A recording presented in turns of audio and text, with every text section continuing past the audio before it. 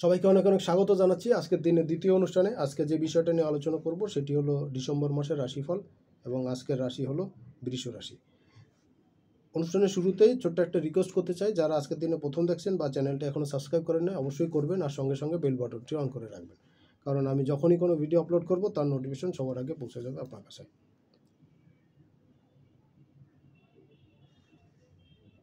অনুষ্ঠানটি দুটো অংশে বিভক্ত করে করছি যথারীতি। প্রথম অংশে আপনাদের দৈনন্দিন এই মাসে কি ফল দিতে যাচ্ছে ক্যারিয়ারের ক্ষেত্রে, অর্থ উন্নতির ক্ষেত্রে, চাকরির ক্ষেত্রে, প্রেম ভালোবাসার ক্ষেত্রে। আর দ্বিতীয় অংশে আলোচনা করব প্রতিদিনকার রাশিফল। তাহলে চলুন কথা না বাড়িয়ে মূল অনুষ্ঠানে প্রবেশ করা যাক। মাসের শুরুতেই দেখা যাচ্ছে বৃহস্পতি বক্রী অবস্থায় আপনার রাশিতেই অবস্থান করে থাকছে, সেখানে ইউরেনাসেরও অবস্থান হচ্ছে। আর তৃতীয় ঘরে অর্থাৎ কর্কটের ঘরে মঙ্গল বক্রী হচ্ছে আগামী 7 তারিখ। আশা করি এই অনুষ্ঠানের পরপরই আপনারা সেই মঙ্গলের বক্রী হওয়ার অনুষ্ঠানটিও দেখতে পাবেন। এটা খুবই গুরুত্বপূর্ণ একটা অনুষ্ঠান হবে এবং আপনারা প্রচুর প্রচুর পরিমাণে শেয়ার করবেন। পঞ্চমে কেতু থাকছে কন্যা রাশিতে, ষষ্ঠ ঘর ফাঁকা। সপ্তমে রবি থাকছে 15 তারিখ পর্যন্ত এবং 15 তারিখে রবি পরের রাশি ধনুতে গোচর করে যাবে এবং সেটা পরের মাস অর্থাৎ জানুয়ারি মাসের 14 তারিখ পর্যন্ত ধনুতে থাকবে। বুধ বক্রী অবস্থায় এখানে অবস্থান করে থাকছে। যদিও বক্রী বুধের অনুষ্ঠান ইতিমধ্যে আপলোড হয়েছে, অনেকে দেখেছেন, যারা দেখেননি অবশ্যই দেখে নেবেন, কারণ এটা বুধের জন্য এবং এই বছরের বুধের সর্বশেষ বক্রী অবস্থা এবং এটা খুবই গুরুত্বপূর্ণ সময়, কারণ বুধ নিজের ঘরে নিজের নক্ষত্রে বক্রী হচ্ছে এবং একদম রাশির শেষের দিকে গিয়ে মানে 28.5 ডিগ্রিতে গিয়ে বুধ কিন্তু বক্রী হচ্ছে, একদম গান্ডার সিচুয়েশনে গিয়ে বুধ কিন্তু বক্রী হচ্ছে এবং আস্তে আস্তে নিচে নেমে যাচ্ছে। এই নিয়ে আমি বিস্তারিত আলোচনা করেছি। অষ্টমে রবি চলে যাচ্ছে 15 তারিখে, নবম ঘরে মকরের ঘরে শুক্র ট্রানজিট করছে এবং সেটা 2 তারিখে ডিসেম্বরের, এবং 28শে ডিসেম্বর পর্যন্ত মকরে থাকার পরে পরবর্তী রাশি কুম্ভে চলে যাবে এবং সামনের বছরে মার্চ মাসের দিকে বৃহস্পতির ঘরে মীন রাশিতে গিয়ে শুক্র তুঙ্গস্থ হবে এবং সেইখানে গিয়ে কিন্তু সে বক্রী হবে। সেই নিয়ে আলোচনা করব ডিটেলসে। দশমে শনি মার্গী অবস্থায় থাকছে, গত 15 তারিখে শনি এখানে মার্গী হয়ে গেছে এবং আগামী মার্চের 27 তারিখে শনি দশম থেকে একাদশে চলে যাবে ফুললি। শনি আস্তে আস্তে গতি নিচ্ছে এবং অতিচার গতিতে সামনের সময়গুলোতে ডিসেম্বর মাসে সে কিন্তু মুভ করা শুরু করবে। আর সর্বশেষ রাহুর পজিশন হচ্ছে মীন রাশিতে এবং সে মে মাসের 27 তারিখ পর্যন্ত এখানে থাকছে। এই হলো গ্রহদের অবস্থান। দেখুন, এই সিচুয়েশনে বৃষ রাশির জন্য কিন্তু সোর্স অফ ইনকামের ক্ষেত্রে বেশ কিছু পরিবর্তন আসবে। বুধ রবির সপ্তমে অবস্থান, বক্রী বুধের সঙ্গে বক্রী বুধকে বক্রী বৃহস্পতি কিন্তু দৃষ্টি দিয়ে থাকবে এবং সেই সিচুয়েশনে কিন্তু আয় ইনকামের ক্ষেত্রে বৃষ রাশির জন্য কিন্তু বেশ কিছুটা পজিটিভ সাইন আমি দেখতে পাচ্ছি। আর প্রেম ভালোবাসা দাম্পত্য লাইফে কিন্তু বেশ কিছু পরিবর্তনের জায়গা দেখতে পাচ্ছি। দাম্পত্য জীবনে অশান্তির জায়গাগুলো কিছুটা কমার সম্ভাবনা এই সময় দেখাচ্ছে। আর যারা বিবাহ দাম্পত্য জীবনে প্রবেশ করতে যাচ্ছেন তাদের জন্য কিন্তু আমি বলবো এই মাসটা বাদ দিয়ে পরবর্তী সময়গুলোতে চেষ্টা করতে, বিশেষ করে জানুয়ারির মাঝামাঝি সময়ের পরে হলে আরও ভালো হয়। নতুন প্রেম ভালোবাসা কিন্তু এই সময় অনেকের ক্ষেত্রেই আসতে দেখা যায়, তবে একটা জিনিস কি, বৃষ রাশির জাতক জাতিকাদের কিন্তু সম্মানহানি হওয়ার যোগ কিন্তু এই সময় খুব দেখাচ্ছে। কোনো আইনি ঝামেলা জটিলতার মধ্যে পড়তে পারেন।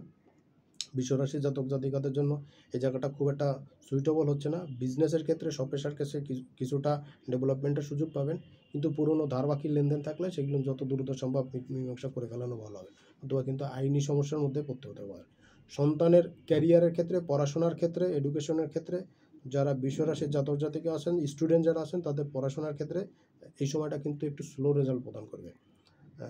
আলসেমি বেশি না করলে অনেকাংশেই কিন্তু ডেভেলপমেন্টের জায়গা পাবেন। আলসেমিটা পরিহার করতে পারলে রেজাল্টের জায়গাতে কিছুটা বেনিফিট পাবেন। আর কমিউনিকেশনের জায়গাতে কিন্তু ভুলভাল সিদ্ধান্ত আসা, ভুল লোকের পাল্লায় পড়া, ভুল সিদ্ধান্ত নিয়ে ভুলে পড়া, এই জিনিসগুলো কিন্তু খুব বৃদ্ধি পাবে। বৃষের ক্ষেত্রে হঠাৎ করে রাগ, জেদ, উত্তেজনা বৃদ্ধি পাবে। এই মাসে কিন্তু পরিস্থিতি, আপনার নিয়ন্ত্রিত পরিস্থিতি কিন্তু নিয়ন্ত্রণের বাইরে চলে যেতে পারে, যেটা কিনা আপনার জন্য ডিসক্রেডিট হতে পারে। আর কর্ম সংক্রান্ত জায়গাতে কাজের গতি আসবে, কিন্তু সব কাজগুলো আপনি করতে পারবেন না, কারণ সপ্তমে বুধ বক্রী থাকছে।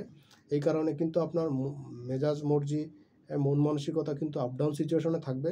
কাজের ক্ষেত্রে মনোনিবেশ ঠিক মতন করতে না পারার জন্য কিন্তু প্রপার টাইম অনুসারে কিন্তু কাজগুলো শেষ করতে পারে না, যার কারণে কিন্তু বেশ খানিকটা ডিস্টার্বের মধ্যে আপনাকে পড়তে হতে পারে। আর আই ইনকামের জায়গাতে কিন্তু আচট কিছু লাভ লোকসান হওয়ার সম্ভাবনা থাকছে। শেয়ার বাজার বা ফাটকা ইনকামে যেমন আপনি ফাটকা আয় করতে পারেন, তেমনি ফাটকা লসও করতে পারেন। তবে একটা জিনিস মনে রাখবেন, বৃহস্পতি আপনার রাশিতেই কিন্তু লগ্নেই কিন্তু বকরি থাকছে, আর ইউরেনাসও থাকছে। এই জায়গাটা কিন্তু খুব একটা সুবিধার জায়গা না।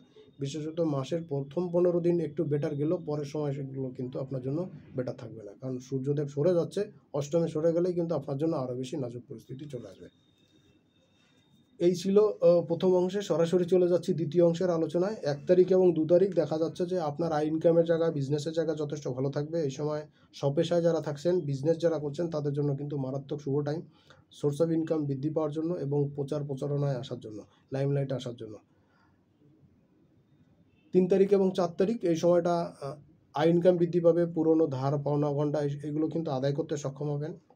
শেয়ার বাজার বা ফাটকা লটারি থেকে কিন্তু ইনকামের জায়গা থাকছে, এই সময়টা বেটার থাকবে। সেভিংসের জায়গাটা কিছুটা বেটার এই সময় হতে পারে, মাসের শুরুর দিকে সঞ্চয় যথেষ্ট ভালো হওয়ার জায়গা থাকছে।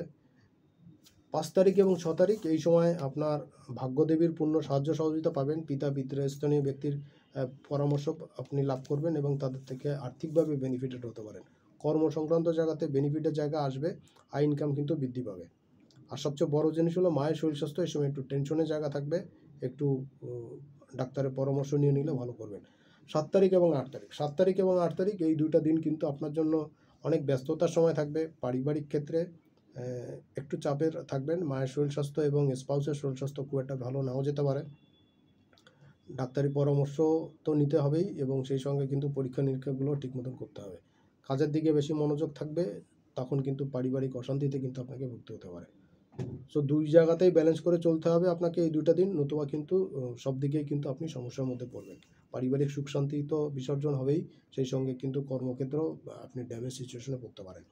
9 তারিখ এবং 10 তারিখ 9 তারিখ 10 তারিখে আয় ইনকামের জায়গাতে কিছুটা বেটার থাকবে। আগের দিনের না হওয়া কাজগুলো এই সময় কমপ্লিট করতে পারবেন এবং সন্তানের কোনো সাকসেস কিন্তু এই সময় পাবেন। সন্তানের পরীক্ষা বা আপনার যারা স্টুডেন্ট যারা আছেন বিশ্বরাশির, তাদের পরীক্ষা বা কোনো অ্যাডমিশনের জায়গা থাকলে, কোনো প্রতিযোগিতামূলক কাজে অংশগ্রহণ করলে বা পরীক্ষায় অংশগ্রহণ করলে সেই সব জায়গাতে কিন্তু রেজাল্ট আপনার পক্ষে আসতে পারে।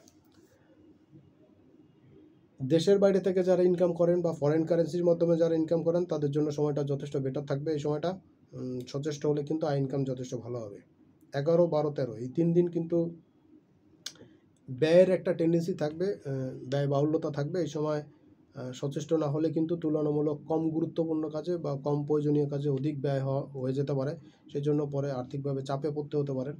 আর যারা চাকরিজীবী আছেন বা যারা ঘুরে ঘুরে কাজ করেন, সেলস মার্কেটিংয়ের কাজ করছেন, যারা ট্যুর ট্রাভেলের বিজনেসের সঙ্গে যুক্ত আছেন বা কোনো ভেহিকলসের বিজনেসের সঙ্গে যুক্ত আছেন, তাদের জন্য কিন্তু সময়টা যথেষ্ট স্ট্রং থাকছে। এই সময়টা কাজে লাগাতে পারলে সব দিক থেকে কিন্তু বেনিফিট আপনার মোটা দাগে পাবেন। আর একটা জিনিস হচ্ছে এই 3 দিন 11, 12, 13 এই সময়টা কিন্তু শত্রুতার একটা টেন্ডেন্সি থাকবে। আপনি বিভিন্ন জায়গাতে কাজের ক্ষেত্রে, পারিবারিক ক্ষেত্রে, সামাজিক ক্ষেত্রে কিন্তু অন্যের মুখোমুখি হতে পারে এবং অন্যের দ্বারা প্রচুর পরিমাণে আপনি শত্রুতার মুখোমুখি হতে পারেন। 14 এবং 15 তারিখে আয় ইনকামের জায়গায় মোটামুটিভাবে একটা স্ট্রং সিচুয়েশন দেখা যাচ্ছে। এই সময় আপনার মুখের কথার দাম বৃদ্ধি পাবে, আপনি সব জায়গায় মূল্যায়িত হবেন, আপনি অধিক পরিমাণ সাকসেস সেই সময় দেখতে পাবেন, বিশেষ করে কর্মক্ষেত্রে, চাকরির ক্ষেত্রে, বিজনেসের ক্ষেত্রে, স্বপেশায় যারা আছেন তাদের ক্ষেত্রে। যারা হোটেল রেস্টুরেন্ট বিজনেসের সঙ্গে যুক্ত আছেন তাদের জন্য কিন্তু মার্বেলার সময় এই সময় যেতে যাচ্ছে। 16 এবং 17 তারিখ আয় ইনকামের জায়গাতে বেশ খানিকটা ডেভেলপ লক্ষ্য করা যাবে। এই সময় পুরনো ধার বাকি আদায় হওয়া এবং লোন পরিশোধ করার জন্য যথেষ্ট স্ট্রং টাইম পাবেন। আর শেয়ার বাজার বা ফাটকা ইনকামের থেকে বা লটারি প্রাপ্তির থেকে কিন্তু পেতে পারেন। আকস্মিকভাবে কোনো গিফট, উপহার, উপঢৌকন কিন্তু এই সময় পেয়ে যেতে পারেন।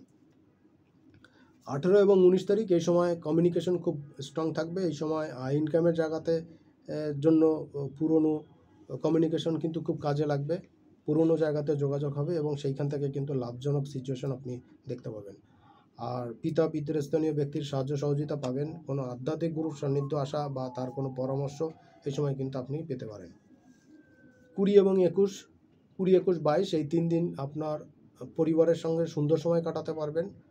মায়ের শরীর, স্পাউসের শরীর খুব বেশি টেনশনের জায়গা না থাকলেও কিন্তু একটু টেনশন আপনাকে করাবে, টেনশন অনুভব করতে পারেন। আর চেষ্টা করবেন পরিবারকে যথেষ্ট সময় দিতে। আর কাজের ক্ষেত্রে চেষ্টা করবেন পুরোপুরি সময়টা ম্যানেজ করে কাজের দিকে মনোযোগী হতে, অথবা ঠিক সময় মতন সব কাজ শেষ করতে না পারার জন্য কিন্তু পরে আফসোস করতে হতে পারে। আয় ইনকামের জায়গা মোটামুটি ভালো থাকবে। 23 এবং 24 তারিখে আগের দিনে না হওয়া কাজগুলো এই সময় কমপ্লিট করতে পারবেন। এই সময় আর্থিক ক্ষেত্রেও যথেষ্ট উন্নতির জায়গা দেখাচ্ছে। সন্তানের এবং আপনার উভয়ের পড়াশোনা, এডুকেশন এবং এডুকেশন পারপাস যে বিজনেসগুলো যারা করছেন, এডুকেশন সংক্রান্ত ম্যাটেরিয়ালসের কোনো বিজনেস যারা করছেন, কোচিং সেন্টার বা শিক্ষা প্রতিষ্ঠানের বিজনেস যারা করছেন, তাদের জন্য গুড টাইম যাবে এই সময়টা। আর্থিক ডেভেলপমেন্টের সুযোগ থাকছে। ব্যবসা বাণিজ্য এই সময় যথেষ্ট স্ট্রং থাকবে। সময়টা কাজে লাগাতে পারলে সব দিক থেকেই কিন্তু আপনাদের জন্য বেটার টাইম থাকছে। 25 এবং 26 তারিখ এ দুদিন কিন্তু আপনাদের একটা শত্রু নাই, কিন্তু শত্রুতার একটা ভাব, ইমেজটা কিন্তু আপনি ফলো করতে পারেন বা অনুভব করতে পারেন। এই সময়টা আপনার ব্যয় একটু বেশি বৃদ্ধি পেতে পারে। তুলনামূলক কম প্রয়োজনীয় বা কম গুরুত্বপূর্ণ কাজে অধিক ব্যয় হতে পারে। এটা একটু ব্যালেন্স করা দরকার হবে। আর যারা ঘুরে ঘুরে কাজ করেন, সেলস মার্কেটিংয়ের কাজ করেন, ভেহিকলসের বিজনেসের সঙ্গে যুক্ত, ট্যুর ট্রাভেলের বিজনেসের সঙ্গে যুক্ত, তাদের জন্য কিন্তু সময়টা যথেষ্ট অনুকূলে থাকছে। মাসের শেষের দিকে 27, 28, 29 এই 3 দিন কিন্তু কাজের প্রচণ্ড চাপ থাকবে, প্রচণ্ড ব্যস্ততা থাকবে। বিশেষ করে যারা ব্যবসার সঙ্গে যুক্ত, স্বপেশায় যারা যুক্ত আছেন, পেশাজীবী মানুষ যারা আছেন, তাদের জন্য কিন্তু মারাত্মক ব্যস্ততার টাইম থাকবে। এ সময় লাইমলাইটে আসবেন এবং যথেষ্ট পরিমাণ আয় ইনকামও বৃদ্ধি পাবে। প্রচারণা কিন্তু সব দিক থেকেই আপনার পক্ষে থাকবে। শুধু স্পাউসের সঙ্গে সমস্যাটা বৃদ্ধি পেতে পারে সময় কম দেওয়ার জন্য। এই দিকটা খেয়াল রাখা দরকার। মাসের শেষের দুদিন এবং বছরেরও শেষের দুদিন, 30 তারিখ এবং 31শে ডিসেম্বর, এই সময় কিন্তু আপনি গিফট, উপঢৌকন বিভিন্নভাবে পেতে পারেন। শেয়ার বাজার, ফাটকা ইনকামের জায়গা থেকে পেতে পারেন। কোনো রকমভাবে লটারি প্রাপ্তির জায়গা কিন্তু স্ট্রং থাকছে। এই সময় কুড়িয়ে পাওয়া কোনো কিছু পেতে পারেন। একই সঙ্গে কিন্তু পুরনো ধার বাকি পাওনা-গন্ডা আদায়ের জন্য স্মরণীয় একটা সময় যেতে পারে আপনার জন্য। আশা করছি বছরের এবং মাসের শেষের দুদিন আপনার আর্থিক ক্ষেত্রটা যথেষ্ট স্ট্রং থাকবে। বেড়াতে যাওয়া, ঘুরতে যাওয়ার জন্য কিন্তু যথেষ্ট ভালো সময় থাকবে। মোটামুটি এই ছিল বছরের শেষ মাস 2024 সালের ডিসেম্বর মাসের রাশিফল। এর বাইরে যদি কোনো প্রশ্ন থাকে অবশ্যই জানাবেন। আর সবাই অনেক অনেক ভালো থাকবেন, সুস্থ থাকবেন। সামনের অনুষ্ঠানে আবার দেখা হবে। আজকের মতন এখানে বিদায় নিচ্ছি।